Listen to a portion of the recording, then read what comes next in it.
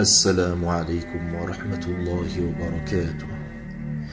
Comme tous les prophètes, Moïse s'exclamait ainsi: Ô mon peuple, adorez Dieu, vous n'avez aucune autre divinité en dehors de lui. Et c'est ce à quoi s'apparentera le Mahdi lorsqu'il s'adressera au monde. Il proclamera le Tawhid.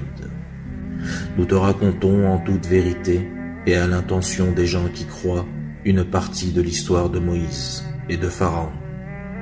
Pharaon s'était érigé en despote arrogant sur terre et avait divisé son peuple en castes distinctes. Il opprimait l'une d'elles, dont il faisait tuer les enfants mâles tout en épargnant les femmes. Il était vraiment de ceux qui sèment la corruption.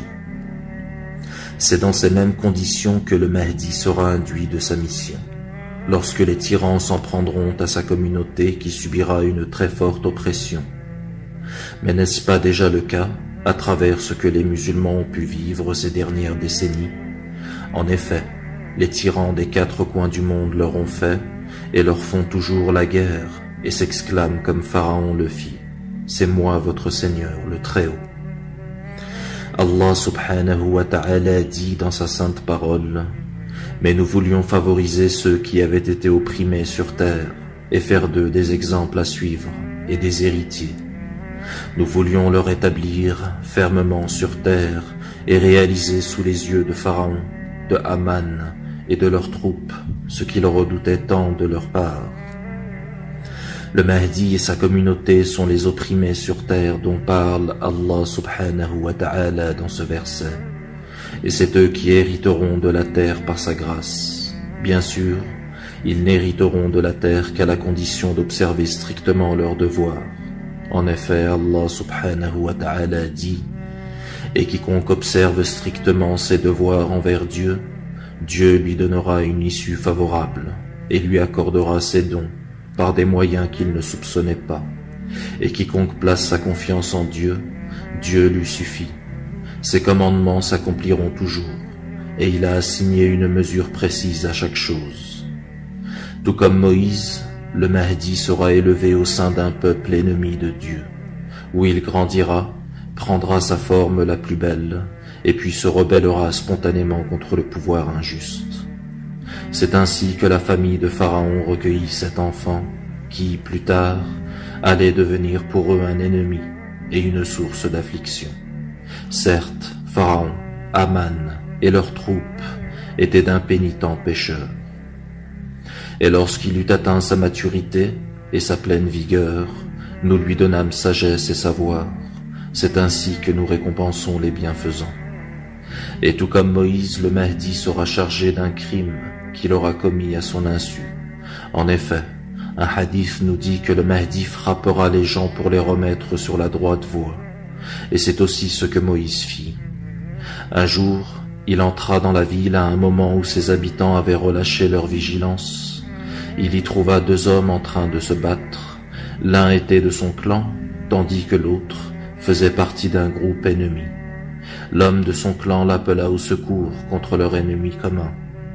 Alors Moïse asséna à cet ennemi un coup de poing qui l'acheva. Puis il se dit: c'est là l'œuvre de Satan, ennemi juré des humains, qu'il se plaît à égarer. Et s'adressant à Dieu, il dit: Seigneur, je me suis fait du tort à moi-même, pardonne-moi. Alors Dieu lui pardonna, car c'est lui, vraiment, le pardonneur, le miséricordieux. Puis Moïse dit: Seigneur, puisque tu m'as ainsi favorisé, jamais plus je ne soutiendrai les criminels. Moïse dut prendre la fuite vers Madienne pour y chercher refuge. Et n'est-il pas dit que le Mahdi arrivera à la Mecque alors qu'il était en fuite contre une menace contre sa vie? Le Coran dit au sujet de Moïse: quand il arrivera au point d'eau de Madienne, il y trouva un attroupement de gens qui abreuvaient leurs bêtes. Il y trouva également deux femmes qui se tenaient à l'écart en retenant leurs troupeaux. Il leur dit: que faites-vous ici? Elles répondirent: nous ne pouvons abreuver nos troupeaux qu'après le départ de ces bergers. Notre père est fort âgé. Alors il abreuva les bêtes pour elles, puis se retira à l'ombre et dit: Seigneur, j'ai grand besoin de tout le bien que tu pourrais faire descendre sur moi. Allah exauça sa prière, et Moïse continua sur cette voie. Et c'est le même réconfort moral dont le Mahdi profitera une fois débarrassé des mécréants. Il sera auprès d'Allah dans son cœur, qui lui enseignera ceci, comme il l'a fait pour Moïse. En vérité, je suis Dieu, et il n'y a pas d'autre divinité à part moi. Adore-moi donc, et accomplis la prière pour m'avoir présente à penser. L'heure viendra certainement, mais je la garderai secrète afin que chaque âme soit rétribuée selon ses efforts, que celui qui n'y croit pas et qui suit ses propres passions ne t'en détourne pas, sinon tu périras.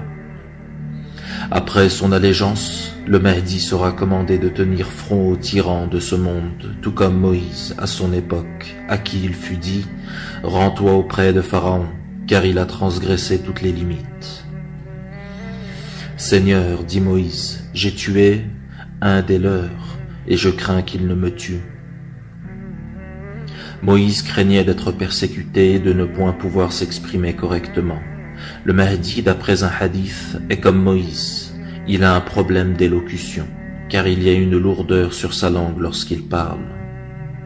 Moïse dit, Seigneur, fais que ma poitrine s'ouvre à ta révélation et facilite ma mission. Débarrasse-moi de mon défaut d'élocution, afin qu'il comprenne mes paroles. Donne-moi un assistant parmi les membres de ma famille, et que ce soit Aaron, mon frère. Accrois par lui ma force, associe-le à ma mission, afin que nous puissions te glorifier et t'invoquer encore plus, car tu es celui qui toujours nous observe. Tout comme Moïse, on reprochera au Mahdi des faits de violence lorsqu'il n'était pas encore investi de sa mission. Et comme pour Moïse, il aura pour toute défense les paroles suivantes. Je l'ai fait, dit Moïse, alors que j'étais encore du nombre des égarés. Et vous craignant, je me suis enfui. Puis, mon Seigneur m'a donné la sagesse et m'a élu au nombre de ses messagers. Est-ce là une faveur du passé que tu me rappelles avec reproche, alors que tu as asservi les enfants d'Israël? Il est dit que lorsque le Mahdi apparaîtra, le monde ne parlera plus que de lui, et nous pouvons imaginer que chez ses ennemis, ils chercheront à le discréditer comme ce fut le cas avec Moïse. Alors Pharaon dit, « Ô Aman, bâtis-moi une tour, peut-être atteindrai-je les voies des cieux, et peut-être apercevrai-je le Dieu de Moïse, bien que je considère celui-ci comme un menteur. » C'est ainsi que la mauvaise action de Pharaon lui fut parue enjolivée. Et il fut détourné du droit chemin, et son stratagème se solda par sa propre ruine. En effet, lorsque le Mahdi et son armée se dirigeront vers leurs ennemis, ceux-ci seront tous vaincus et finiront par vivre une perdition évidente. Et nous fîmes traverser la mer aux enfants d'Israël. Pharaon et ses armées les poursuivirent avec acharnement et hargne, jusqu'à ce que, submergés par les flots, Pharaon s'exclame « Je crois que nul ne doit être adoré en dehors de celui en qui croient les enfants d'Israël, et je suis du nombre des musulmans. » Dieu dit « Quoi? Maintenant? Alors que jusqu'ici tu étais rebelle et semais la corruption sur terre? Nous allons aujourd'hui épargner ton corps, afin que tu sois un signe pour ceux qui viendront après toi. Mais en vérité, beaucoup de gens ne prêtent aucune attention à nos signes. Mes chers frères et sœurs, l'histoire de Moïse va se répéter avec le Mahdi. Alors soyez prêts lorsqu'il fera son apparition, car il nous sera demandé d'agir face à l'oppression des tyrans de ce monde et vivre des troubles immenses. Barakallahu fikum, wassalamu alaykum wa rahmatullahi wa barakatuh.